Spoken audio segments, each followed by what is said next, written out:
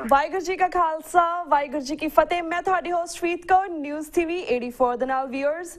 ਅੱਜ 19 ਜੂਨ ਨੂੰ ਸਿੱਖਾਂ ਦੀ ਜਨਮ ਭੂਮੀ ਸ਼੍ਰੀ ਅਨੰਦਪੁਰ ਸਾਹਿਬ ਦਾ 349ਵਾਂ ਸਥਾਪਨਾ ਦਿਵਸ ਹੈ। 349 ਸਾਲ ਪਹਿਲਾਂ नौवें पातशाह गुरु तेग बहादुर साहिब ने कहलूर रियासत तो मुल खरीदी जमीन ते अपनी माता जी के नाम ते चक नानकी वसाया सी। समा पा के यह नगर आनंदपुर साहिब के नाम नाल मशहूर होया।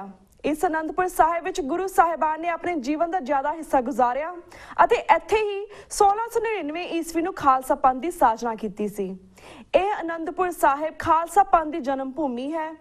आनंदपुर साहिब के इतिहासिक पिछोकड़, ਇੱਥੇ ਵਾਪਰੀਆਂ ਘਟਨਾਵਾਂ, ਇੱਥੋਂ ਦੇ ਇਤਿਹਾਸਿਕ ਕਿਲੇ ਅਤੇ ਗੁਰਦੁਆਰੇ ਤੇ ਆਨੰਦਪੁਰ ਸਾਹਿਬ ਦਾ ਅੱਜ ਦਾ ਰੰਗ ਰੂਪ, ਇਸ ਬਾਰੇ ਇਹਨਾਂ ਵਿਸ਼ਿਆਂ ਤੇ ਅੱਜ ਅਸੀਂ ਸਪੈਸ਼ਲ ਗੱਲਬਾਤ ਕਰਾਂਗੇ ਪ੍ਰਿੰਸੀਪਲ ਸੁਰਿੰਦਰ ਸਿੰਘ ਜੀ ਨਾਲ। ਪ੍ਰਿੰਸੀਪਲ ਸਾਹਿਬ ਜਿੱਥੇ ਇੱਕ ਮਹਾਨ ਸਿੱਖ ਵਿਦਵਾਨ ਹਨ, ਉੱਥੇ ਉਹ ਆਨੰਦਪੁਰ ਸਾਹਿਬ ਹਲਕੇ ਤੋਂ ਸ਼੍ਰੋਮਣੀ ਗੁਰਦੁਆਰਾ ਪ੍ਰਬੰਧਕ ਕਮੇਟੀ ਦੇ ਮੈਂਬਰ ਵੀ ਹਨ। ਆਓ ਅਸੀਂ ਇਹਨਾਂ ਨਾਲ ਆਪਣੀ ਗੱਲਬਾਤ ਦਾ ਸਿਲਸਿਲਾ ਸ਼ੁਰੂ ਕਰਦੇ ਹਾਂ। ਤੇ ਸਾਡਾ ਹੁਣ ਲਾਈਨ ਤੇ ਜੁੜ ਚੁੱਕੇ ਨੇ ਪ੍ਰਿੰਸੀਪਲ ਸੁਰਿੰਦਰ ਸਿੰਘ ਜੀ। ਵਾਹਿਗੁਰੂ ਜੀ ਕਾ ਖਾਲਸਾ ਵਾਹਿਗੁਰੂ ਜੀ ਕੀ ਫਤਿਹ। ਵਾਹਿਗੁਰੂ ਜੀ ਕੀ ਫਤਿਹ ਜੀ। ਪ੍ਰਿੰਸੀਪਲ ਸਾਹਿਬ, ਸਭ ਤੋਂ ਪਹਿਲਾਂ ਤਾਂ ਅਸੀਂ ਤੁਹਾਡਾ ਆਪਣੇ ਦਰਸ਼ਕਾਂ ਵੱਲੋਂ ਬਹੁਤ-ਬਹੁਤ ਧੰਨਵਾਦ ਕਰਦੇ ਹਾਂ ਕਿ ਤੁਹਾਡੀ ਇੰਨੀ ਤਬੀਅਤ ਖਰਾਬ ਹੋਣ ਦੇ ਬਾਵਜੂਦ ਵੀ ਤੁਸੀਂ ਅੱਜ ਸਾਡੇ ਦਰਸ਼ਕਾਂ ਦੇ ਰੂਬਰੂ ਹੋ ਰਹੇ ਹੋ। ਤੇ ਪ੍ਰਿੰਸੀਪਲ ਸਾਹਿਬ, ਅੱਜ ਸਭ ਤੋਂ ਪਹਿਲਾਂ ਅੱਜ ਤੁਸੀਂ ਸ਼੍ਰੀ ਅਨੰਦਪੁਰ ਸਾਹਿਬ ਦੇ 349ਵੇਂ ਸਥਾਪਨਾ ਦਿਵਸ ਸੰਬੰਧੀ ਦਰਸ਼ਕਾਂ ਨੂੰ ਕੀ ਕਹਿਣਾ ਚਾਹੋਗੇ? ਮੈਂ ਸੰਸਾਰ ਪੱਧਰ ਤੇ ਵਸਣ ਵਾਲੇ ਗੁਰੂ ਨਾਨਕ ਨਾਮ ਲੈਵਾ ਸਿੱਖਾਂ ਨੂੰ ਅਤੇ ਹਲਕਾ ਅਨੰਦਪੁਰ ਸਾਹਿਬ ਦੇ ਵਸਣ ਵਾਲੇ ਗੁਰਸਿੱਖਾਂ ਨੂੰ ਵਿਸ਼ੇਸ਼ ਤੌਰ ਤੇ ਵਧਾਈ ਦੇਣਾ ਚਾਹੁੰਦਾ ਹਾਂ ਜੀ। ਤੇ ਸਾਨੂੰ ਸ਼ੁਕਰਗੁਜ਼ਾਰ ਹੋਣਾ ਚਾਹੀਦਾ ਹੈ ਸਾਹਿਬ ਸ੍ਰੀ ਗੁਰੂ ਤੇਗ ਬਹਾਦਰ ਜੀ ਮਹਾਰਾਜ ਦੇ। ਧੰਨਵਾਦੀ ਹੋਣਾ ਚਾਹੀਦਾ ਹੈ ਬਿਲਾਸਪੁਰ ਦੀ ਰਾਣੀ ਚੰਪਾ ਦੇਵੀ, ਜਿਸ ਦੇ ਦੋ ਨਾਮ ਇਤਿਹਾਸ ਵਿੱਚ ਜਲਾਲ ਦੇਵੀ ਤੇ ਗੁਲਾਬ ਦੇਵੀ ਹਨ, ਜਿਸ ਦੇ ਸਿਰ ਤੋੜ ਯਤਨਾਂ ਸਦਕਾ ਆਨੰਦਪੁਰ ਸਾਹਿਬ ਦੀ ਨੀਂਹ ਸਾਹਿਬ ਸ੍ਰੀ ਗੁਰੂ ਤੇਗ ਬਹਾਦਰ ਜੀ ਮਹਾਰਾਜ ਨੇ ਇਸ ਇਲਾਕੇ ਦੇ ਵਿੱਚ ਰੱਖੀ। ਨਹੀਂ ਤਾਂ ਇਹ ਫੈਸਲਾ ਸਤਿਗੁਰੂ ਜੀ ਨੇ ਕਰ ਦਿੱਤਾ ਸੀ ਭਾਈ ਦੱਗੋ ਦੀ ਬੇਨਤੀ ਨੂੰ ਪ੍ਰਵਾਨ ਕਰਕੇ ਕਿ ਸਿੱਖੀ ਦਾ ਨਵਾਂ ਕੇਂਦਰ ਕੀਰਤਪੁਰ ਸਾਹਿਬ ਤੋਂ ਬਾਅਦ ਜੀਂਦ ਹਰਿਆਣਾ, ਜੋ ਕਿ ਤਮਤਾਨ ਸਾਹਿਬ ਦੀ ਥਾਂ ਹੈ, ਉੱਥੇ ਬਣੇਗਾ। ਪਰ ਰਾਣੀ ਚੰਪਾ ਦੇਵੀ ਜਿਹੜੀ ਹੈ, ਉਹਨੇ ਮਾਤਾ ਗੁਜਰੀ ਜੀ, ਮਾਤਾ ਨਾਨਕੀ ਜੀ, ਮਾਤਾ ਹਰੀ ਦੇਵੀ ਜੀ, ਬਾਬਾ ਗੁਰਦਿੱਤਾ ਜੀ ਦੀ ਧਰਮ ਪਤਨੀ, ਇਹਨਾਂ ਦੇ ਚਰਨਾਂ 'ਚ ਬੇਨਤੀ ਕਰਕੇ ਗੁਰੂ ਤੇਗ ਬਹਾਦਰ ਜੀ ਮਹਾਰਾਜ ਤੱਕ ਆਪਣੀ ਬੇਨਤੀ ਪੁਜਾਈ ਕਿ ਕਿਸੇ ਵੀ ਕੀਮਤ ਵਿੱਚ ਕੀਰਤਪੁਰ ਸਾਹਿਬ ਤੋਂ ਦੂਰ ਨਵਾਂ ਨਗਰ ਨਾ ਵਸਾਇਆ ਜਾਵੇ। ਸੋ ਅਸੀਂ ਸ਼ੁਕਰਗੁਜ਼ਾਰ ਹਾਂ ਸਾਹਿਬ ਸ੍ਰੀ ਗੁਰੂ ਤੇਗ ਬਹਾਦਰ ਜੀ ਮਹਾਰਾਜ ਦੇ ਤੇ ਧੰਨਵਾਦੀ ਹਾਂ ਉਸ ਚੰਪਾ ਦੇਵੀ ਰਾਣੀ ਦੇ, ਜਿਹਨੇ ਇਸ ਇਲਾਕੇ ਦੇ ਵਿੱਚ ਅਨੰਦਪੁਰ ਸਾਹਿਬ ਦੀ ਨੀਂਹ ਰੱਖਣ ਲਈ ਸਤਿਗੁਰੂ ਜੀ ਦੇ ਚਰਨਾਂ 'ਚ ਬੇਨਤੀ ਕੀਤੀ ਤੇ ਬੇਨਤੀ ਪ੍ਰਵਾਨ ਹੋਈ। ਜੀ ਜੀ। ਕਿਉਂਕਿ ਬਿਲਾਸਪੁਰ ਦੀ ਰਾਜਧਾਨੀ ਕਹਿਲੂਰ ਰਿਆਸਤ ਹੈ, ਰਾਜਧਾਨੀ ਦਾ ਨਾਮ ਬਿਲਾਸਪੁਰ ਹੈ। ਤੇ ਰਾਜਾ ਕਲਿਆਣ ਚੰਦ ਨੂੰ 6ਵੇਂ ਪਾਤਸ਼ਾਹ ਦਲ ਭੰਜਨ ਗੁਰੂ ਸੂਰਮਾ ਸਾਹਿਬ ਸ੍ਰੀ ਗੁਰੂ ਹਰਗੋਬਿੰਦ ਸਾਹਿਬ ਜੀ ਨੇ 52 ਰਾਜਿਆਂ ਸਮੇਤ ਗਵਾਲੀਅਰ ਦੇ ਕਿਲੇ ਵਿੱਚੋਂ ਰਿਹਾ ਕਰਵਾਇਆ ਸੀ। ਤੇ ਇਸ ਖਾਨਦਾਨ ਵਿੱਚੋਂ ਰਾਜਾ ਤਾਰਾ ਚੰਦ ਦਾ ਪੁੱਤਰ ਦੀਪ ਚੰਦ ਅਪ੍ਰੈਲ 1665 ਈਸਵੀ ਵਿੱਚ ਚੜ੍ਹਾਈ ਕਰ ਗਿਆ ਸੀ। ਰਾਜਾ ਦੀਪ ਚੰਦ ਦੀ ਰਾਣੀ ਚੰਪਾ ਰਾਣੀ, ਜੋ ਕਿ ਅੱਜ ਚੜ੍ਹਦੀ ਜਵਾਨੀ ਵਿੱਚ ਸੀ ਪਰ ਗੁਰੂ ਘਰ ਦੀ ਬਹੁਤ ਸ਼ਰਧਾਲੂ ਸੀ, ਉਸਨੇ ਗੁਰੂ ਜੀ ਨੂੰ ਦੀਪ ਚੰਦ ਦੀ ਖਬਰ ਤਮਤਾਨ ਸਾਹਿਬ ਵਿਖੇ ਹੀ ਦਿੱਤੀ ਤੇ ਬੇਨਤੀ ਕੀਤੀ, ਸਤਿਗੁਰੂ ਜੀ ਇਸ ਦੁਖਦਾਈ ਮੌਕੇ ਤੇ ਮੇਰੇ ਮਨ ਨੂੰ ਧਰਵਾਸ ਦੇਣ ਦੇ ਲਈ, ਸ਼ਾਹੀ ਖਾਨਦਾਨ ਨੂੰ ਧਰਵਾਸ ਦੇਣ ਲਈ ਤੁਸੀਂ ਆਪ ਪਹੁੰਚੋ। ਚੰਪਾ ਰਾਣੀ ਦੀ ਬੇਨਤੀ ਪ੍ਰਵਾਨ ਕਰਕੇ ਇਸ ਦੁਖਦਾਈ ਸਮੇਂ ਤੇ ਸਾਹਿਬ ਸ੍ਰੀ ਗੁਰੂ ਤੇਗ ਬਹਾਦਰ ਜੀ ਮਹਾਰਾਜ 6 ਮਈ ਸੰਨ 1665 ਈਸਵੀ ਨੂੰ ਵਾਪਸ ਕੀਰਤਪੁਰ ਸਾਹਿਬ ਆਏ। ਇੱਕ ਹਫ਼ਤਾ ਟਿਕਣ ਤੋਂ ਬਾਅਦ 13 ਮਈ 1665 ਈਸਵੀ ਨੂੰ ਮਾਤਾ ਨਾਨਕੀ ਜੀ, ਮਾਤਾ ਗੁਜਰੀ ਜੀ, ਮਾਤਾ ਹਰੀ ਜੀ, ਬਾਬਾ ਗੁਰਦਿੱਤਾ ਜੀ ਦੀ ਘਰਵਾਲੀ, ਗੁਰੂ ਤੇਗ ਬਹਾਦਰ ਜੀ ਦੇ ਦੋ ਭਤੀਜੇ ਬਾਬਾ ਸੂਰਜਮਲ ਦੇ ਲੜਕੇ ਨੰਦ ਚੰਦ, ਦੀਪ ਚੰਦ, ਭਾਈ ਸੂਰਜਮਲ ਅਤੇ ਭਾਈ ਦਰਗਾਹ ਮਲ, ਭਾਈ ਜੇਠਾ, ਭਾਈ ਦਿਆਲਾ, ਭਾਈ ਦੁਰਗਾ ਦਾਸ ਤੇ ਭਾਈ ਦਰੀਆ ਜੀ ਆਦਿ ਮੁਖੀ ਸਿੱਖਾਂ ਸਮੇਤ ਬਿਲਾਸਪੁਰ ਸਾਹਿਬ ਵਿਖੇ ਪਹੁੰਚੇ ਸਨ। ਤੇ ਸਤਿਗੁਰੂ ਸੱਚੇ ਪਾਤਸ਼ਾਹ ਨੇ ਉੱਥੇ ਪਰਿਵਾਰ ਨੂੰ ਧਰਵਾਸ ਦਿੱਤਾ, ਪਾਣੇ ਵਿੱਚ ਰਹਿਣ ਦੀ ਜਾਂਚ ਸਿਖਾਈ, ਗੁਰਮਤਿ ਦਾ ਪ੍ਰਚਾਰ ਕੀਤਾ, ਜਦੋਂ ਚੰਪਾ ਰਾਣੀ ਨੂੰ ਇਸ ਗੱਲ ਦਾ ਪਤਾ ਲੱਗਾ ਕਿ ਗੁਰੂ ਤੇਗ ਬਹਾਦਰ ਜੀ ਮਹਾਰਾਜ ਸਿੱਖੀ ਦਾ ਅਗਲਾ ਕੇਂਦਰ ਤਰਨਤਾਰਨ ਜਾਂ ਜੀਂਦ ਵਿਖੇ ਬਣਾ ਰਹੇ ਹਨ, ਉਹਨੇ ਬੇਨਤੀ ਕੀਤੀ ਕਿ ਸਤਿਗੁਰੂ ਜੀ ਤੁਸੀਂ ਬੇਨਤੀ ਪ੍ਰਵਾਨ ਕਰਕੇ ਕੀਰਤਪੁਰ ਦੀ ਮਾਨ ਮਰਜ਼ਾਦਾ ਤੇ ਕੀਰਤਪੁਰ ਦੀ ਜੋ ਰੌਣਕਾਂ ਉਹਨਾਂ ਨੂੰ ਵੀ ਬਹਾਲ ਰੱਖੋ ਤੇ ਨਵਾਂ ਕੇਂਦਰ ਜਿਹੜਾ ਹੈ ਉਹ ਦਰਿਆ ਸਤਲੁਜ ਤੇ ਕੰਢੇ ਤੇ ਬਸੇ ਹੋਏ 5 ਪਿੰਡ ਜਿਹੜੇ ਨੇ, ਪਿੰਡ ਲੋਧੀਪੁਰ, ਪਿੰਡ ਮਟੌਰ, ਅਗੰਪੁਰ ਅਤੇ ਇਹਨਾਂ ਪਿੰਡਾਂ ਦੀ 5 ਪਿੰਡਾਂ ਦੀ ਥੋੜੀ ਥੋੜੀ ਜ਼ਮੀਨ ਲੈ ਕੇ 86 ਹੈਕਟਰ ਜ਼ਮੀਨ ਖਰੀਦ ਕੇ ਧੰਨ ਗੁਰੂ ਤੇਗ ਬਹਾਦਰ ਜੀ ਨੇ ਚੱਕ ਨਾਨਕੀ ਨਗਰ ਜਿਹੜਾ ਬਾਅਦ ਵਿੱਚ ਅਨੰਦਪੁਰ ਸਾਹਿਬ ਦੇ ਨਾਮ ਨਾਲ ਪ੍ਰਚਲਿਤ ਹੋਇਆ ਉਹ ਵਸਾਇਆ ਜੀ। ਹੈਲੋ, ਹਾਂਜੀ ਹਾਂਜੀ। ਯਾਦ ਰੱਖਣ ਵਾਲੀ ਗੱਲ ਇਹ ਹੈ ਕਿ ਇਸ ਨਗਰ ਦੀ ਨੀਂਹ 19 ਜੂਨ ਸੰਨ 1665 ਈਸਵੀ ਨੂੰ ਸਾਹਿਬ ਸ੍ਰੀ ਗੁਰੂ ਤੇਗ ਬਹਾਦਰ ਜੀ ਮਹਾਰਾਜ ਨੇ ਰੱਖੀ। 19 ਜੂਨ ਦਾ ਦਿਨ ਹੀ ਕਿਉਂ ਨਿਯੁਕਤ ਕੀਤਾ ਗਿਆ ਇਹ ਵੀ ਇੱਕ ਸੋਚਣ ਵਾਲੀ ਗੱਲ ਸੀ। ਦਰਅਸਲ ਉਸ ਦਿਨ ਦਲ ਭੰਜਨ ਗੁਰਸੂਰਮਾ ਪਿਤਾ ਗੁਰੂ ਸਾਹਿਬ ਸ੍ਰੀ ਗੁਰੂ ਤੇਗ ਬਹਾਦਰ ਜੀ ਦੇ ਪਿਤਾ ਗੁਰੂ ਹਰਗੋਬਿੰਦ ਸਾਹਿਬ ਜੀ ਦਾ ਪ੍ਰਕਾਸ਼ ਦਿਹਾੜਾ ਸੀ। ਹੋ ਸਕਦਾ ਹੈ ਕਿ ਉਸ ਦਿਨ ਆਪਣੇ ਪਿਤਾ ਜੀ ਦਾ ਇਹ ਪ੍ਰਕਾਸ਼ ਦਿਹਾੜਾ ਮਨਾਉਣ ਲਈ ਸਤਿਗੁਰੂ ਗੁਰੂ ਤੇਗ ਬਹਾਦਰ ਜੀ ਮਹਾਰਾਜ ਨੇ ਅਨੰਦਪੁਰ ਸਾਹਿਬ ਵਿਖੇ ਸੰਗਤਾਂ ਨੂੰ ਸੱਦਾ ਦਿੱਤਾ ਹੋਵੇ ਤੇ ਉਸ ਦਿਨ ਹੀ ਅਨੰਦਪੁਰ ਸਾਹਿਬ ਦੀ ਨੀਂਹ ਰੱਖਣ ਦਾ ਮਨ ਬਣਾਇਆ ਹੋਵੇ। ਤੇ ਜਿਹੜੀ ਨਵੇਂ ਨਗਰ ਦੀ ਨੀਂਹ ਰੱਖੀ ਗਈ ਇਹ ਵੀ ਇੱਕ ਇਨਕਲਾਬ ਸੀ। ਉਸ ਵੇਲੇ ਤੱਕ ਹਿੰਦੁਸਤਾਨ ਦੀ ਧਰਤੀ ਤੇ ਔਰਤ ਜਾਤ ਦੇ ਨਾਂ ਤੇ ਕੋਈ ਜ਼ਮੀਨ ਨਹੀਂ ਹੋ ਸਕਦੀ ਸੀ, ਉਹਨੂੰ ਕੋਈ ਹੱਕ ਹਕੂਕ ਨਹੀਂ ਸੀ ਕਿ ਉਹ ਜ਼ਮੀਨਾਂ ਦੀ, ਬਿਲਡਿੰਗਾਂ ਦੀ, ਮਹਿਲਾਂ ਦੀ ਮਾਲਕ ਬਣ ਸਕੇ। ਪਰ ਗੁਰੂ ਨਾਨਕ ਪਾਤਸ਼ਾਹ ਦੇ ਪਾਵਨ ਪੂਰਨਿਆਂ ਤੇ ਚੱਲਦਿਆਂ ਹੋਇਆਂ ਸੋ ਕਿਉਂ ਮੰਦਾ ਆਖੀਏ ਜਿਤ ਜੰਮਿਆ ਰਾਜਾਨ, ਸਮੁੱਚੀ ਔਰਤ ਜਾਤ ਨੂੰ ਮਾਨਤਾ ਦੇਣ ਦੇ ਲਈ ਧੰਨ ਗੁਰੂ ਤੇਗ ਬਹਾਦਰ ਜੀ ਨੇ ਸਿੱਖੀ ਦੇ ਇਸ ਨਵੇਂ ਕੇਂਦਰ ਦਾ ਨਾਮ ਆਪਣੀ ਪੂਜਨੀਕ ਮਾਤਾ ਨਾਨਕੀ ਜੀ ਦੇ ਨਾਮ ਤੇ ਚੱਕ ਨਾਨਕੀ ਰੱਖਿਆ, ਜੋ ਕਿ ਬਾਅਦ ਵਿੱਚ ਜਦੋਂ ਧੰਨ ਗੁਰੂ ਗੋਬਿੰਦ ਸਿੰਘ ਸੱਚੇ ਪਾਤਸ਼ਾਹ ਜੀ ਪਟਨਾ ਸਾਹਿਬ ਤੋਂ 5 ਸਾਲ ਦੀ ਉਮਰ ਦੇ ਵਿੱਚ ਅਨੰਦਪੁਰ ਸਾਹਿਬ ਪਹੁੰਚੇ, ਇਸ ਨਗਰ ਦਾ ਨਾਮ ਕੁਝ ਇਤਿਹਾਸਕਾਰਾਂ ਨੇ ਲਿਖਿਆ ਅਨੰਦਪੁਰ ਸਾਹਿਬ ਪੈ ਗਿਆ। ਪਰ ਆਮ ਤੌਰ ਤੇ ਦਸਮ ਪਾਤਸ਼ਾਹ ਵੇਲੇ ਵੀ ਅਨੰਦਪੁਰ ਦਾ ਨਾਮ ਕਵੀ ਸੈਨਾਪਤੀ ਸਿੰਘ ਜੀ ਨੇ ਮਾਖੋਵਾਲ ਦੇ ਨਾਂ ਨਾਲ ਹੀ, ਕਿਉਂਕਿ ਮਾਖੋਵਾਲ ਇਹ ਪਿੰਡ ਦਾ ਨਾਮ ਸੀ ਜਿੱਥੇ ਮਾਖੋ ਦੈਂਤ ਕਹਿੰਦੇ ਮਾਖੋ ਡਾਕੂ ਰਹਿੰਦਾ ਸੀ। ਭਾਈ ਕਾਨ ਸਿੰਘ ਨਾਭਾ ਲਿਖਦੇ ਨੇ ਉਹ ਸਮਾਜ ਵਿਰੋਧੀ, ਇਨਸਾਨ ਵਿਰੋਧੀ ਅੰਸਰ ਸੀ। ਧੰਨ ਗੁਰੂ ਤੇਗ ਬਹਾਦਰ ਜੀ ਮਹਾਰਾਜ ਨੇ ਉਹਨੂੰ ਉਪਦੇਸ਼ ਦੇ ਕੇ ਸਿੱਧੇ ਰਸਤੇ ਤੇ ਪਾਇਆ ਤੇ ਇਲਾਕੇ ਤੋਂ ਉਹਨੂੰ ਇੱਥੋਂ ਬਦਲ ਕੇ ਕਿਸੇ ਹੋਰ ਥਾਂ ਪ੍ਰਚਾਰਕ ਨਿਯੁਕਤ ਕੀਤਾ। ਉਹਦੀ ਜ਼ਮੀਨ ਜਿਹੜੀ ਸਾਰੀ ਸੀ ਉਹ ਅਨੰਦਪੁਰ ਸਾਹਿਬ ਦੇ ਵਿੱਚ ਸ਼ਾਮਲ ਕਰ ਲਈ ਗਈ। ਫਿਰ ਵੀ ਮਾਖੋਵਾਲ ਪਿੰਡ ਪ੍ਰਚਲਿਤ ਰਿਹਾ। ਕਵੀ ਸੈਨਾਪਤੀ ਜੀ ਨੇ ਆਪਣੀ ਲਿਖਤ ਵਿੱਚ ਲਿਖਿਆ ਹੈ ਮਾਖੋਵਾਲ ਸੁਹਾਵਣਾ ਗੁਰ ਕੇ ਅਸਥਾਨੇ। ਤੇ ਇਸ ਗੱਲ ਦਾ ਵੀ ਪਤਾ ਲੱਗਦਾ ਹੈ ਜਦੋਂ ਧੰਨ ਗੁਰੂ ਤੇਗ ਬਹਾਦਰ ਸਾਹਿਬ ਸੱਚੇ ਪਾਤਸ਼ਾਹ ਧੰਨ ਗੁਰੂ ਗੋਬਿੰਦ ਸਿੰਘ ਸੱਚੇ ਪਾਤਸ਼ਾਹ ਭੰਗਾਣੀ ਦਾ ਯੁੱਧ ਜਿੱਤ ਕੇ ਵਾਪਸ ਅਨੰਦਪੁਰ ਸਾਹਿਬ ਆਏ ਸਨ, ਉਸ ਵੇਲੇ ਇਸ ਅਨੰਦਪੁਰ ਸਾਹਿਬ ਦਾ ਨਾਮ ਅਨੰਦਪੁਰ ਪ੍ਰਚਲਿਤ ਹੋਇਆ। ਕਿਉਂਕਿ ਪੌਂਟਾ ਸਾਹਿਬ ਤੋਂ ਆਉਣ ਵੇਲੇ ਯੁੱਧ ਜਿੱਤੇ ਆਏ ਜਵੀ ਬਚਿੱਤਰ ਨਾਟਕ ਵਿੱਚ ਲਿਖਿਆ ਹੈ ਕਿ ਨਾ ਚਿੰਤਨ ਪ੍ਰਭਾਵ ਫਿਰ ਵਾਂਦਿਓ ਅਨੰਦਪੁਰ ਗਾਂਵ। ਇਹ ਬਚਿੱਤਰ ਨਾਟਕ ਦੀਆਂ ਕੁਝ ਤੁਕਾਂ ਜਿਹੜੀਆਂ ਇਸ ਗੱਲ ਦੀ ਗਵਾਹੀ ਭਰਦੀਆਂ ਨੇ ਕਿ ਅਨੰਦਪੁਰ ਸਾਹਿਬ ਦਾ ਨਾਮ ਪੌਂਟਾ ਸਾਹਿਬ ਤੋਂ ਵਾਪਸ ਆ ਕੇ ਗੁਰੂ ਤੇਗ ਬਹਾਦਰ ਜੀ ਨੇ ਅਨੰਦਪੁਰ ਸਾਹਿਬ ਪ੍ਰਚਲਿਤ ਕੀਤਾ ਸੀ।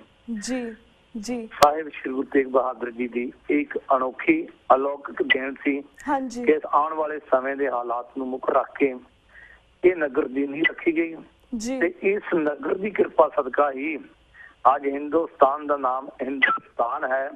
ਜੇ ਧੰਨ ਗੁਰੂ ਤੇਗ ਬਹਾਦਰ ਸਾਹਿਬ ਸੱਚੇ ਪਾਤਸ਼ਾਹ ਇਸ ਨਗਰ ਦੀ ਨੀਂਹ ਨਾ ਰੱਖਦੇ, ਧੰਨ ਗੁਰੂ ਗੋਬਿੰਦ ਸਿੰਘ ਸੱਚੇ ਪਾਤਸ਼ਾਹ ਇੱਥੇ ਖਾਲਸਾ ਪੰਥ ਦਾ ਪ੍ਰਕਾਸ਼ ਸਥਾਨ ਜੋ ਹੈ ਉਹ ਸਥਾਪਿਤ ਨਾ ਕਰਦੇ ਤਾਂ ਸ਼ਾਇਦ ਅੱਜ ਵਾਘਾ ਬਾਰਡਰ ਤੋਂ ਲੈ ਕੇ ਯੂਰਪ ਦੀਆਂ ਕੰਧਾਂ ਤੱਕ ਯਾ ਅਲੀ ਦੇ ਨਾਰੇ ਲੱਗਦੇ ਨੇ, ਹੈਦਰ ਅਲੀ ਦਾ ਝੰਡਾ ਝੂਲਦਾ ਹੈ, ਕਸ਼ਮੀਰ ਤੋਂ ਲੈ ਕੇ ਕੰਨਿਆ ਕੁਮਾਰੀ ਤੱਕ ਜੇ ਹਰ ਹਰ ਮਹਾਦੇਵ, ਜੈ ਗੰਗਾ ਮਈਆ, ਜੈ ਹਨੂਮਾਨ ਦੇ ਨਾਰੇ ਅੱਜ ਲੋਕ ਲਗਾ ਰਹੇ ਨੇ।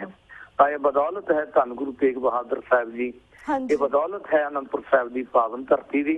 ਤੇ ਇਸ ਪਾਵਨ ਧਰਤੀ ਦੇ 349 ਸਾਲਾ ਪ੍ਰਕਾਸ਼ ਸਥਾਨ ਤੇ हाँ जी ਸਥਾਪਨਾ ਦਿਵਸ ਤੇ ਮੈਂ ਸਮੁੱਚੇ ਸਿੱਖ ਸੰਸਾਰ ਨੂੰ ਲੱਖ ਲੱਖ ਵਧਾਈ ਦਿੰਦਾ ਹਾਂ ਜੀ। जी जी शुक्रिया प्रिंसिपल साहब ਅਸੀਂ ਇਹ ਵੀ ਜਾਣਨਾ ਚਾਹਾਂਗੇ ਜਿਸ ਤਰ੍ਹਾਂ 10ਵੇਂ ਪਾਤਸ਼ਾਹ ਨੇ ਅਨੰਦਪੁਰ ਸਾਹਿਬ ਵਿਖੇ 5 ਕਿਲੇ ਬਣਵਾਏ ਸਨ, ਇਹਨਾਂ ਕਿਲਿਆਂ ਦਾ ਵੇਰਵਾ ਤੇ ਅੱਜ ਉਹਨਾਂ ਦੀ ਕੀ ਹਾਲਾਤ ਨੇ, ਇਹਨਾਂ ਕਿਲਿਆਂ ਦੀ ਉਸ ਬਾਰੇ ਵੀ ਸਾਡੇ ਦਰਸ਼ਕਾਂ ਨੂੰ ਜਾਣਕਾਰੀ ਦਿਓ। ਸਰਬੰਸ ਗਿਆਨੀ ਦਸ਼ਮੇਸ਼ ਪਿਤਾ ਜੀ ਨੇ ਆਉਣ ਵਾਲੇ ਹਾਲਾਤ ਨੂੰ ਮੁੱਖ ਰੱਖਦਿਆਂ ਹੋਇਆਂ ਜੀ ਅਨੰਦਪੁਰ ਸਾਹਿਬ ਦੀ ਰੱਖਿਆ ਦੇ ਲਈ 5 ਕਿਲੇ ਤਿਆਰ ਕੀਤੇ ਗਏ ਸਨ ਹਾਂਜੀ ਤੇ ਉਹਨਾਂ 5 ਕਿਲਿਆਂ ਦੇ ਵਿੱਚੋਂ ਜੋ ਆਨੰਦਗੜ੍ਹ ਸਾਹਿਬ ਮੁੱਖ ਕਿਲਾ ਸੀ ਉਹਦੀ ਸਹਾਇਤਾ ਲਈ ਸਤਲੁਜ ਦਰਿਆ ਤੋਂ ਪਾਰ ਲੋਹਗੜ੍ਹ ਕਿਲਾ ਸੀ, ਫਤਿਹਗੜ੍ਹ ਕਿਲਾ ਚਰਨਗੰਗਾ ਦੇ ਕੰਢੇ ਤੇ ਸੀ, ਹੋਲਗੜ੍ਹ ਕਿਲਾ ਜਿੱਥੇ ਹੋਲਾ ਮਹੱਲਾ ਸ਼ੁਰੂਆਤ ਕੀਤਾ ਗਿਆ ਉਹ ਗੰਪਰੇ ਦੀ ਹਦੂਦ ਅੰਦਰ, ਤੇ ਤਾਰਾਗੜ੍ਹ ਕਿਲਾ ਜੋ ਹੈ ਉਹ ਅਨੰਦਪੁਰ ਸਾਹਿਬ ਤੋਂ ਦਸ਼ਮੇਸ਼ ਅਕੈਡਮੀ ਵਾਲੇ ਪਾਸੇ ਹੈ। ਇੱਕ ਹੋਰ ਅਨੰਦਪੁਰ ਸਾਹਿਬ ਦੇ ਕੰਢੇ ਤੇ ਹੀ ਚਰਨਗੰਗਾ ਦੇ ਕੰਢੇ ਤੇ ਫਤਿਹਗੜ੍ਹ ਕਿਲਾ। ਇਹ 5 ਕਿਲਿਆਂ ਦੀ ਨੀ ਸਤਿਗੁਰੂ ਗੁਰੂ ਗੋਬਿੰਦ ਸਿੰਘ ਜੀ ਮਹਾਰਾਜ ਨੇ ਅਨੰਦਪੁਰ ਸਾਹਿਬ ਦੀ ਰੱਖਿਆ ਦੇ ਲਈ ਕੀਤੀ ਜੀ ਤੇ ਇਹ 5 ਕਿਲੇ ਜਿਹੜੇ ਨੇ ਹਾਂਜੀ ਦਰਅਸਲ ਉਸ ਹਲੇਮੀ ਰਾਜ ਦੀ ਨੀਂਹ ਦੀ ਸਥਾਪਨਾ ਲਈ ਸਨ ਜਿਸ ਦਾ ਬਿਰਤਾਂਤ ਗੁਰਬਾਣੀ ਦੇ ਵਿੱਚ ਸਤਿਗੁਰੂ ਜੀ ਨੇ ਕੀਤਾ ਸੀ। ਬੇਗਮਪੁਰਾ ਸ਼ਹਿਰ ਕੋ ਨਾਉ ਦੁਖੰਦੋ ਨਾਹੀ ਟਠਾਉ, ਜੀ ਤੇ ਉਸ ਸੁਪਨੇ ਨੂੰ ਸਾਕਾਰ ਕਰਨ ਦੇ ਲਈ ਆਨੰਦਪੁਰ ਸਾਹਿਬ ਦੀ ਨੀਂਹ ਰੱਖੀ ਜਿੱਥੇ ਸਭ ਸੁਖਾਲੀ ਬੂਟੀਆਂ। ਇਹ ਹੋਆ ਹਲੇਮੀ ਰਾਜੀਓ ਜੇ ਔਰੰਗਜ਼ੇਬ ਦੇ ਦਰਬਾਰ ਦੇ ਵਿੱਚੋਂ ਕਿਤੇ ਭਾਈ ਨੰਦ ਲਾਲ ਜੀ ਵਰਗੇ, ਕਵੀ ਸੈਨਾਪਤੀ ਸਿੰਘ ਜੀ ਵਰਗੇ ਤੇ ਹੋਰ ਵਿਦਵਾਨ ਲੋਕ, ਕੀਰਤਨੀਏ, ਕਥਾਵਾਚਕ, ਵੱਡੇ ਵੱਡੇ ਵਿਦਵਾਨ ਜਿਹੜੇ ਸੀ ਕੱਢੇ ਗਏ ਤਾਂ ਉਹਨਾਂ ਨੂੰ ਅਨੰਦਪੁਰ ਸਾਹਿਬ ਦੀ ਪਾਵਨ ਧਰਤੀ ਨੇ ਸਹਾਰਾ ਦਿੱਤਾ ਹਾਂਜੀ ਅਤੇ ਉਹਨਾਂ ਨੇ ਇੱਥੇ ਰਹਿ ਕੇ ਧੰਨ ਗੁਰੂ ਗੋਬਿੰਦ ਸਿੰਘ ਜੀ ਮਹਾਰਾਜ ਦੇ ਜੋ ਗੁਣ ਗਾਇਨ ਕੀਤੇ ਜੀ ਉਹ 3200 ਸਿਫਤਾਂ ਲਿਖਦੇ ਹੋਏ ਭਾਈ ਨੰਦ ਲਾਲ ਜੀ ਨੇ ਜੋ ਰਚਨਾ ਲਿਖੀ ਹੈ ਕਿ ਨਾਸਰੋ ਮਨਸੂਰ ਗੁਰੂ ਗੋਬਿੰਦ ਸਿੰਘ ਇਸ ਦੀ ਮਨਜ਼ੂਰ ਗੁਰੂ ਗੋਬਿੰਦ ਸਿੰਘ, ਉਹ ਰਚਨਾ ਐਸੇ ਹੀ ਰਚੀ ਗਈ ਸੀ। ਉਹ ਮਹਾਨ ਸਤਿਗੁਰੂ ਗੁਰੂ ਗੋਬਿੰਦ ਸਿੰਘ ਜੀ ਦੇ 5 ਕਿਲੇ ਅੱਜ ਯਾਦਗਾਰ ਹੀ ਬਾਕੀ ਰਹਿ ਗਈ ਹੈ।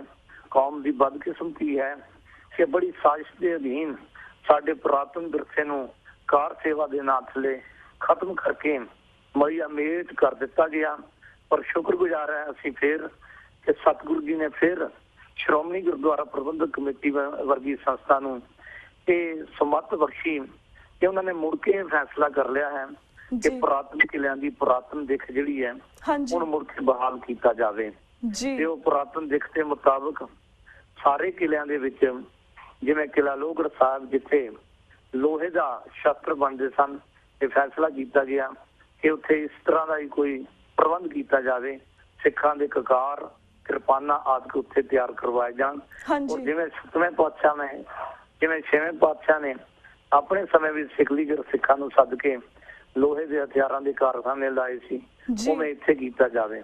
ਭਾਈ ਕਨ੍ਹਈਆ ਜੀ ਦੇ ਤਾਰਾਗੜ੍ਹ ਕਿਲੇ ਵਿੱਚ ਡਿਊਟੀ ਹੁੰਦੀ ਸੀ, ਉੱਥੇ ਭਾਈ ਕਨ੍ਹਈਆ ਜੀ ਦੀ ਯਾਦਾਸ਼ਤ ਜਿਹੜੀ ਹੈ ਉਹ ਸਥਾਪਿਤ ਕੀਤੀ ਜਾਵੇ। ਹੋਲਗੜ੍ਹ ਕਿਲੇ ਦੀ ਜ਼ਿੰਮੇਵਾਰੀ ਭਾਈ ਸਾਹਿਬ ਭਾਈ ਨੰਦ ਲਾਲ ਜੀ ਤੇ ਮਾਤਾ ਅਜੀਤ ਕੌਰ ਜੀ ਦੇ ਹਵਾਲੇ ਸੀ।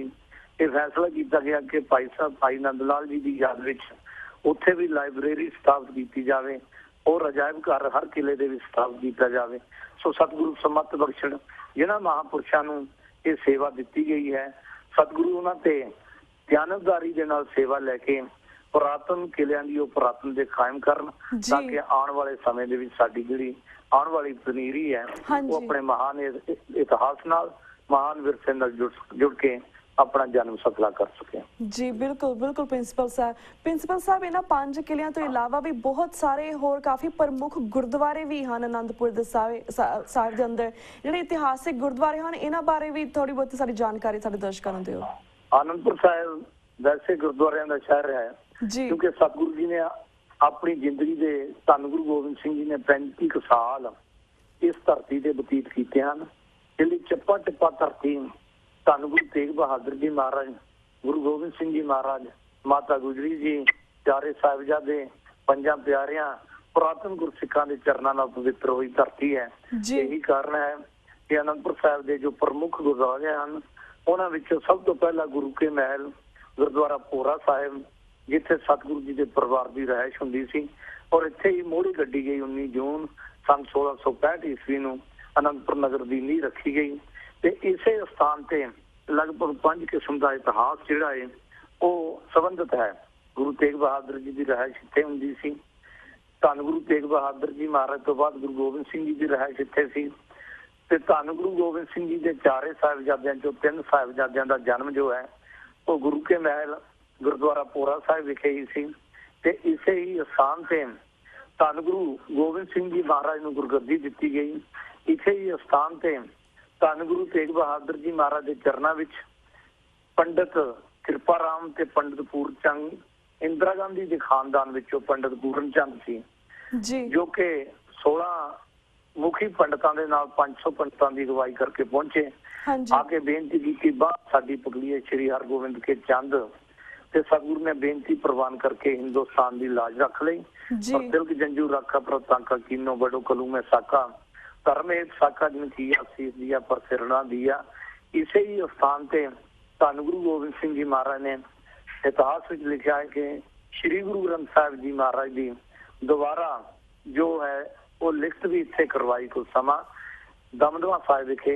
ਇਹੀ ਗੁਰਗੱਦੀ ਸਥਾਨ ਹੈ। ਸੋ 5 ਕਿਸਮ ਦਾ ਸਥਾਨ ਜੋ ਹਨ ਉਹ ਗੁਰਦੁਆਰਾ ਭੋਰਾ ਸਾਹਿਬ ਦੇ ਵਿੱਚ ਹੀ ਹਨ। ਭੋਰਾ ਸਾਹਿਬ ਦੇ ਨਾਮ ਤੋਂ ਭੁਲੇਖਾ ਨਹੀਂ ਖਾਣਾ ਸੰਗਤਾਂ ਨੇ ਕਿ ਸ਼ਾਇਦ ਗੁਰੂ ਤੇਗ ਬਹਾਦਰ ਜੀ ਭੋਰਿਆਂ ਵਿੱਚ ਭਗਤੀ ਕਰਨ ਵਾਲੇ ਸਨ।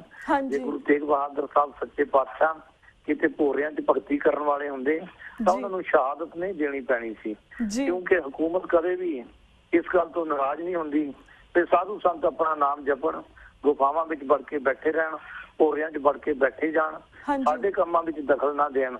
ਧੰਨ ਗੁਰੂ ਤੇਗ ਬਹਾਦਰ ਜੀ ਦੀ ਭਗਤੀ ਦੇ 3 ਅੰਗ ਸਨ, ਕਿਰਤ ਕਰਨੀ, ਨਾਮ ਜਪਣਾ, ਵੰਡ ਛਕਣਾ। ਤੈ ਕਾਹੂ ਕੋ ਦੇਤ ਨਾ ਤੈ ਮਾਨਤਾਨ ਤੇ ਨਾ ਕਿਸੇ ਤੋਂ ਡਰਨਾ ਨਾ ਕਿਸੇ ਤੋਂ ਡਰਾਉਣਾ। ਇਸ ਲਈ ਗੁਰੂ ਤੇਗ ਬਹਾਦਰ ਜੀ ਦਾ ਭੋਰਾ ਜ਼ਰੂਰ ਇਹ ਇਤਿਹਾਸਕ ਹੈ, ਮੈਂ ਇਸ ਗੱਲ ਤੋਂ ਮੁਨਕਰ ਨਹੀਂ, ਪਰ ਇੱਥੇ ਭਗਤੀ ਕਰਨ ਵਾਲੀ ਗੱਲ ਜਿਹੜੀ ਹੈ ਤੇ 9 ਗੁਰੂ ਸਾਹਿਬਾਨ ਨੇ ਤਾਂ ਭਗਤੀ ਕੀਤੀ ਹੋਈ ਨਹੀਂ, ਉਹਨਾਂ ਦੇ ਜੀਵਨ ਨਾਲ ਸੰਬੰਧਿਤ ਕੋਈ ਭੋਰੇ ਹੈ ਹੀ ਨਹੀਂ। ਇਸ ਲਈ ਸਿੱਖਾਂ ਨੂੰ ਇਹ ਭੁਲੇਖਾ ਨਹੀਂ ਰਹਿਣਾ ਚਾਹੀਦਾ। ਗੁਰੂ ਨਾਨਕ ਦੇਵ ਜੀ ਮਹਾਰਾਜ ਨੇ ਸਾਰੀ ਜ਼ਿੰਦਗੀ ਬਾਹਰ ਬਤੀਤ ਕੀਤੀ ਕਿ ਉਹਨਾਂ ਦੇ ਨਾਮ ਨਾਲ ਕੋਈ ਭੋਰੇ ਨਹੀਂ ਲੱਗੇ ਹੋਏ ਤਾਂ ਕਿ ਉਹਨਾਂ ਨੇ ਭਗਤੀ ਨਹੀਂ ਕੀਤੀ, ਪਰ ਉਹਨਾਂ ਦੀ ਭਗਤੀ ਦਾ ਸੰਬੰਧ ਭੋਰਿਆਂ ਨਾਲ ਨਹੀਂ ਸੀ। ਅੱਜ ਅਨੇਕਾਂ ਪਖੰਡੀ ਡਿੰਬੀ ਔਰ ਪਖੰਡੀ ਲੋਕ ਜਿਹੜੇ ਨੇ ਉਹ ਭੋਰੇ ਬਣਾ ਕੇ ਗੁਰੂ ਸਾਹਿਬਾਨ ਦੀ ਬਰਾਬਰੀ ਕਰਨ ਦੀ ਕੋਸ਼ਿਸ਼ ਕਰ ਰਹੇ ਨੇ। ਪਰ ਨਾ ਗੁਰੂ ਸਾਹਿਬਾਨ ਨੇ ਆਪ ਭੋਰਿਆਂ 'ਚ ਵੜ ਕੇ ਭਗਤੀ ਕੀਤੀ, ਨਾ ਗੁਰੂ ਸਾਹਿਬਾਨ ਨੇ ਭੋਰਿਆਂ 'ਚ ਵੜ ਕੇ ਭਗਤੀ ਕਰਨ ਦਾ ਸਾਧਨ ਦਿੱਤਾ। ਇਹ ਤਾਂ ਗੁਰੂ ਨਾਨਕ ਦੇਵ ਜੀ ਤੋਂ ਬਾਅਦ 85 ਜਾਂ 100 ਸਾਲ ਦਾ ਸਮਾਂ ਹੈ ਜਿਹਦੇ ਵਿੱਚ ਮਕਾਨ ਬਣਾਉਣ ਦੀ ਤਕਨੀਕ ਬਦਲ ਜਾਂਦੀ ਹੈ। ਅਮੀਰ ਲੋਕ ਆਪਣੇ ਆਪਣੇ ਮਕਾਨ ਵਧੀਆ ਢੰਗ ਨਾਲ ਬਣਾਉਂਦੇ ਹਨ। 100 ਸਾਲ ਦੇ ਬਾਅਦ ਤਕਨੀਕ ਬਦਲ ਜਾਂਦੀ ਹੈ। ਉਸ ਟੈਕਨੀਕ ਦੇ ਮੁਤਾਬਕ ਉਸ ਵੇਲੇ ਜ਼ਮੀਨ ਦੋਜ਼ ਮਕਾਨ ਜੋ ਗਰਮੀਆਂ 'ਚ ਠੰਡੇ ਰਹਿੰਦੇ ਸਨ, ਸਰਦੀਆਂ 'ਚ ਨਿੱਘਰ ਰਹਿੰਦੇ ਸਨ, ਉਹ ਬਣਨੇ ਸ਼ੁਰੂ ਹੋ ਗਏ ਸਨ। ਸੋ ਗੁਰੂ ਤੇਗ ਬਹਾਦਰ ਜੀ ਨਾਲ ਉਹ ਅਮੀਰ ਕੌਣ ਹੋ ਸਕਦਾ ਸੀ। ਗੁਰਸਿੱਖਾਂ ਨੇ ਗੁਰੂ ਤੇਗ ਬਹਾਦਰ ਜੀ ਲਈ ਵੀ ਐਸੇ ਜ਼ਮੀਨ ਦੋਜ਼ ਮਕਾਨ ਬਣਾਏ ਔਰ ਸਤਿਗੁਰੂ ਸੱਚੇ ਪਾਤਸ਼ਾਹ ਨੇ ਇਹਨਾਂ ਮਕਾਨਾਂ ਦੇ ਵਿੱਚ ਇਹਦਾ ਭੋਰਾ ਸਥਾਨਾਂ ਵਿੱਚ ਰਹਿ ਕੇ ਆਪਣਾ ਜਿੱਥੇ ਵਿਸ਼ੇਸ਼ ਸਮਾਂ ਬਤੀਤ ਕੀਤਾ ਪ੍ਰਮਾਤਮਾ ਦੀ ਯਾਦ ਵਿੱਚ, ਉੱਥੇ ਨਾਲ ਦੀ ਨਾਲ ਕਿਰਤ ਕਰਨੀ, ਨਾਮ ਜਪਣ, ਵੰਡ ਛਕਣ ਦਾ ਉਪਦੇਸ਼ ਬਿਹਾਰ, ਬੰਗਾਲ, ਅਸਾਮ ਤੱਕ ਜਾ ਕੇ ਵੀ ਦਿੰਦੇ ਰਹੇ। ਸੋ ਭੋਰਿਆਂ ਦਾ ਭੁਲੇਖਾ ਨਹੀਂ ਖਾਣਾ ਸਿੱਖ ਸੰਗਤਾਂ ਨੇ। ਇਹ 5 ਸਥਾਨ ਹਨ ਗੁਰਦੁਆਰਾ ਭੋਰਾ ਸਾਹਿਬ ਵਿਖੇ, ਜਿੱਥੇ ਸਾਹਿਬ ਸ੍ਰੀ ਗੁਰੂ ਤੇਗ ਬਹਾਦਰ ਜੀ ਦਾ ਸੀਸ ਦਾ ਸਤਿਕਾਰ ਕੀਤਾ ਭਾਈ ਜੈਤਾ ਜੀ ਨੇ 16 ਨਵੰਬਰ ਨੂੰ ਲਿਆ ਕੇ ਗੁਰੂ ਗੋਬਿੰਦ ਸਿੰਘ ਜੀ ਦੀ ਸ਼ਰਨ ਦੇ ਵਿੱਚ।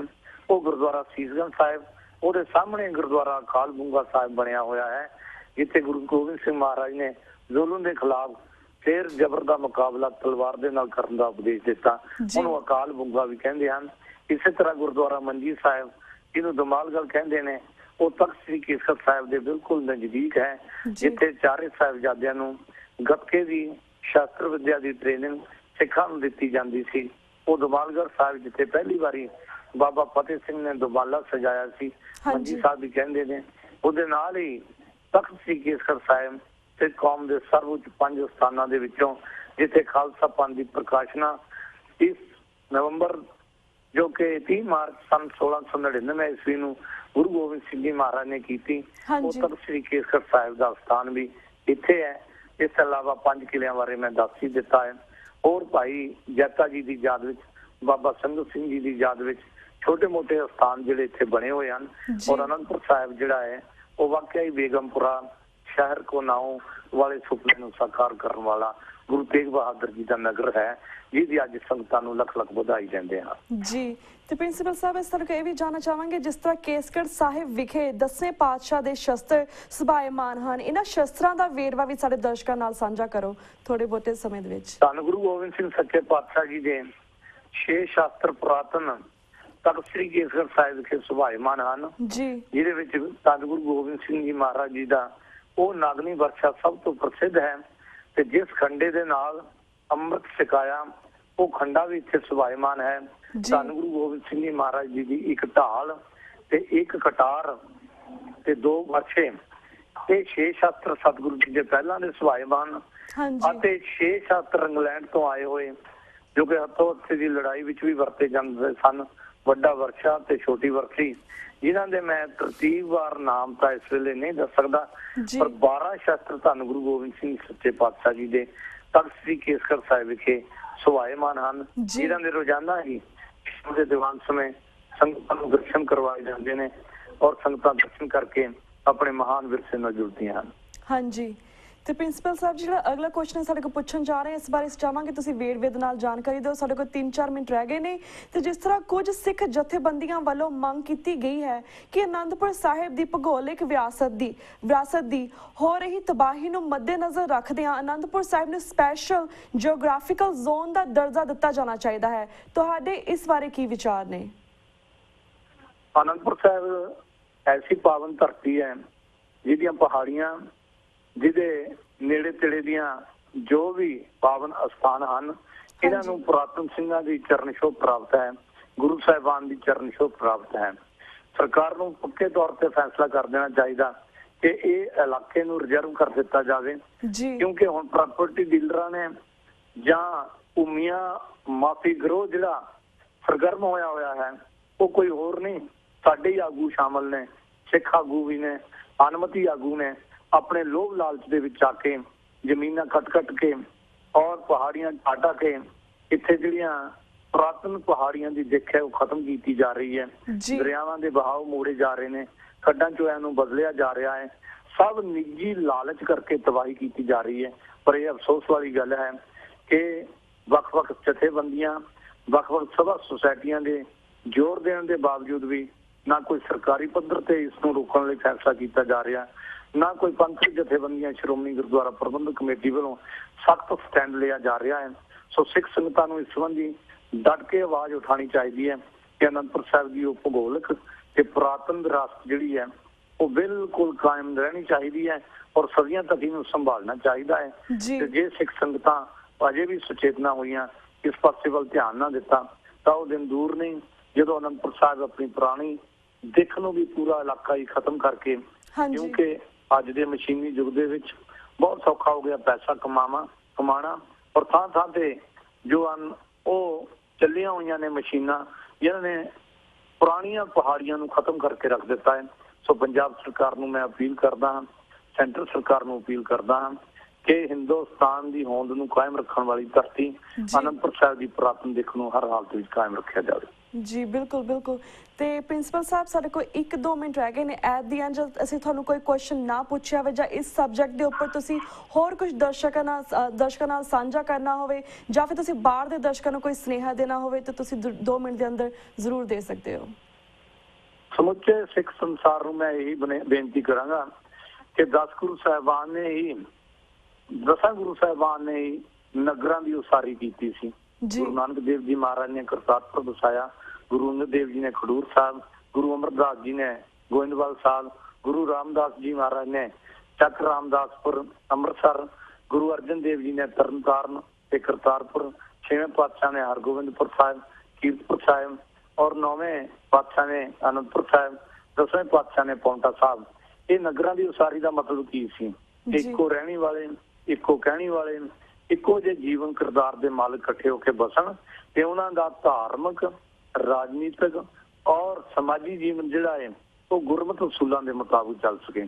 ਅੱਜ ਸਿੱਖ ਕੌਮ ਨੂੰ ਮੈਂ ਬੇਨਤੀ ਕਰਾਂਗਾ ਕਿ ਖਿੰਡ ਪੁੰਡ ਕੇ ਰਹਿਣ ਦੀ ਬਜਾਏ ਸਿੱਖ ਸੰਗਤਾਂ ਜਿਹੜੀਆਂ ਨੇ ਉਹ ਆਪਣੇ ਆਪਣੇ ਇਲਾਕਿਆਂ ਦੇ ਵਿੱਚ ਸਿੱਖ ਕਲੋਨੀਆਂ ਉਸਾਰਨ, ਸਿੱਖ ਬਜ਼ੁਰਗਾਂ ਦੇ ਨਾਮ ਤੇ ਸ਼ਹਿਰ ਜਾਂ ਨਗਰ ਉਸਾਰਨ, ਪਿੰਡ ਵਸਾਉਣ, ਕਸਬੇ ਵਸਾਉਣ, ਉੱਥੇ ਇੱਕੋ ਰਹਿਣੀ, ਇੱਕੋ ਕਹਿਣੀ, ਇੱਕੋ ਕਰਨੀ, ਇੱਕੋ ਜੀਵਨ ਜਾਚ ਦੇ ਗੁਰਸਿੱਖ ਵਸਣ, ਕਿਉਂਕਿ ਬਹੁ ਗਿਣਤੀ ਨੇ ਅੱਜ ਸਾਡਾ ਮਲੀਆ ਮੇਟ ਕਰ ਦਿੱਤਾ ਹੈ।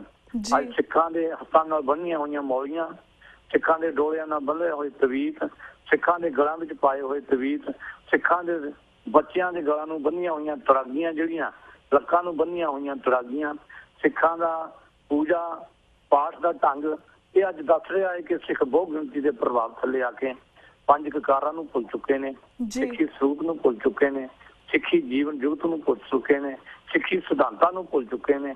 ਤੇ ਜਿਵੇਂ ਗੁਰੂ ਸਾਹਿਬਾਨ ਨੇ ਵੱਖ-ਵੱਖ ਨਗਰ ਵਸਾ ਕੇ ਉਸ ਵੇਲੇ ਸਿੱਖੀ ਸਰੂਪ ਨੂੰ ਸੰਭਾਲਿਆ, ਸਿੱਖੀ ਜੀਵਨ ਜਾਚ ਨੂੰ ਸੰਭਾਲਿਆ, ਜਿਵੇਂ ਸਿੱਖ ਸੰਗਤਾਂ ਸਿੱਖ ਕਲੋਨੀਆਂ ਦੀ ਉਸਾਰੀ ਕਰਨ, ਜਿੱਥੇ ਸਾਰੇ ਗੁਰਸਿੱਖ ਇਕੱਠੇ ਹੋ ਕੇ ਰਹਿਣ, ਔਰ ਬਾਹਰਲੇ ਦੁਸ਼ਮਣਾਂ ਤੋਂ ਜਿਹੜਾ ਹੈ ਹਰ ਕਿਸਮ ਦੇ ਬੈਰੂਨੀ ਤੇ ਅੰਦਰੂਨੀ ਖਤਰਿਆਂ ਤੋਂ ਸੁਚੇਤ ਹੋ ਕੇ ਗੁਰਦੁਆਰਾ ਸਾਹਿਬਾਨ ਦੀ ਸਥਾਪਨਾ ਅੰਦਰ ਹੀ ਹੋਵੇ।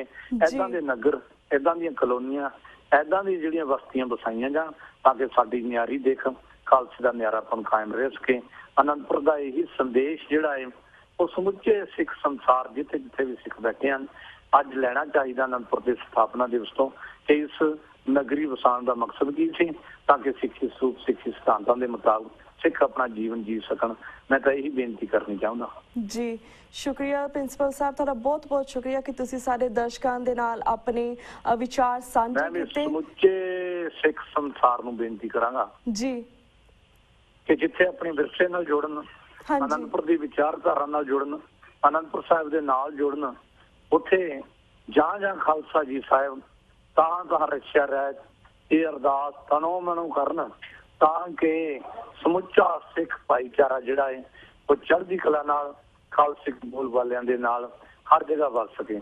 ਦਾਸ ਲਈ ਵੀ ਸਾਰੀ ਸੰਗਤ ਨੂੰ ਬੇਨਤੀ ਅਰਦਾਸ ਕਰਨ ਜੀ ਜੀ ਕਿ ਸਤਿਗੁਰੂ ਦੇ ਰੋਗਤਾ ਤੇ ਤੰਦਰੁਸਤੀਆਂ ਬਖਸ਼ ਕੇ ਦਾਸ ਨੂੰ ਧਰਮ ਪ੍ਰਚਾਰ ਦੀ ਸੇਵਾ ਬਖਸ਼ ਕਰਦੇ ਰਹਿਣ। ਸਾਰੀਆਂ ਸੰਗਤਾਂ ਦਾ ਧੰਨਵਾਦ ਜੀ। ਵਾਹਿਗੁਰੂ ਜੀ ਕਾ ਖਾਲਸਾ, ਵਾਹਿਗੁਰੂ ਜੀ ਕਾ ਖਾਲਸਾ, ਵਾਹਿਗੁਰੂ ਜੀ ਕੀ ਫਤਿਹ। ਤੇ ਪ੍ਰਿੰਸੀਪਲ ਸਾਹਿਬ ਤੁਹਾਡਾ ਬਹੁਤ ਬਹੁਤ ਸ਼ੁਕਰੀਆ ਕਿ ਤੁਸੀਂ ਸੁਣਦੇ ਹੋਗੇ, ਤਾਂ ਅਸੀਂ ਤੁਹਾਡਾ ਸ਼ੁਕਰੀਆ ਅਦਾ ਕਰਦੇ ਕਿ ਤੁਸੀਂ ਆਪਣੇ ਵਿਚਾਰ ਸਾਡੇ ਦਰਸ਼ਕਾਂ ਨਾਲ ਸਾਂਝੇ ਕੀਤੇ ਤੇ ਤੁਸੀਂ ਆਪਣੀ ਸਿਹਤ ਦਾ ਵੀ ਧਿਆਨ ਰੱਖੋ ਤੇ ਅਸੀਂ ਸਮੇਂ-ਸਮੇਂ ਤੁਹਾਡੇ ਨਾਲ ਇਸੇ ਤਰ੍ਹਾਂ ਗੱਲਬਾਤ ਕਰਾਂਗੇ ਹੋਰ ਮੁੱਦਿਆਂ ਦੇ ਉੱਪਰ। ਪਰ ਅੱਜ ਅਸੀਂ ਤੁਹਾਡੇ ਕੋਲ ਇਜਾਜ਼ਤ ਲੈਂਦੇ ਹਾਂ ਜੀ। ਵਾਹਿਗੁਰੂ ਜੀ ਕਾ ਖਾਲਸਾ। 84 ਚੈਨਲ ਦੇ ਰਾਹੀਂ ਸਾਰੀਆਂ ਸੰਗਤਾਂ ਦਾ ਧੰਨਵਾਦ ਤੇ ਤੁਹਾਡੀ ਆਸ਼ੀਰਵਾਦ ਦੇ ਪਾਤਰ ਹਾਂ। ਵਾਹਿਗੁਰੂ ਜੀ ਕਾ ਖਾਲਸਾ, ਵਾਹਿਗੁਰੂ ਜੀ ਕੀ ਫਤਿਹ। ਤੇ ਵਿਊਅਰਸ, ਅਸੀਂ ਇੱਥੇ ਤੁਹਾਡੇ ਕੋਲ ਇਜਾਜ਼ਤ ਲੈਂਦੇ ਹਾਂ। ਕੱਲ ਨੂੰ ਮਿਲਾਂਗੇ ਸੇਮ ਟਾਈਮ ਸੇਮ ਸ਼ੋ ਤੇ। ਤਦ ਤੱਕ ਲਈ ਵਾਹਿਗੁਰੂ ਜੀ ਕਾ ਖਾਲਸਾ, ਵਾਹਿਗੁਰੂ ਜੀ ਕੀ ਫਤਿਹ।